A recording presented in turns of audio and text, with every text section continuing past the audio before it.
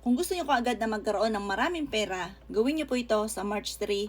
Yan po ay full moon, bloody moon. Gawin nyo po ito mga boss ha. Hindi po malas po yan. At yan po ay marami na rin pong nagpatotoo po dyan. Hindi malas ang bloody moon. Yan po mga bossing ko, kumuha kayo ng sapatos ninyo. Yung right side ng sapatos. Pagkatapos, kumuha kayo ng isang buo na dahon ng laurel. May na meron ka rin cinnamon. Huwag kayong papawala ng cinnamon. Kaya pag napanood nyo po ito mga boss, mag-avail ka na kagad or pumunta ka supermarket, maraming cinnamon.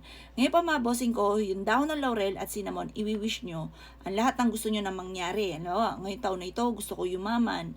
Nga sa pamamagitan ng full moon, ng bloody moon na ito ng ngayong March 3, yayaman ako at magiging matagumpay. Pagkatapos, ilagay nyo yung cinnamon at ganoon din po ang dahon ng laurel sa right side ng inyong sapatos. Tapos, ibulong nyo po dyan, magkakatotoo na lahat ng aking mga kahilingan, yayaman ako. Ibilad nyo siya sa sinag ng buwan, mga bossing ko, at kinabukasan, suotin nyo po yan. Tanggalin nyo yung dahon ng laurel, lagay nyo sa wallet, yung pati yung cinnamon, lagay nyo sa wallet, sa bag po ninyo, sa lagay ng kaperahan. Pagtapos, suotin nyo po yan, at dadaling ka niya kung saan lagi kayo saswertihin.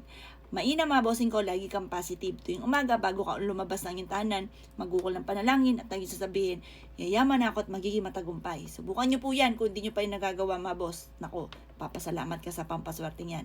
O paano mga bossing? Good luck po sa inyo po lahat.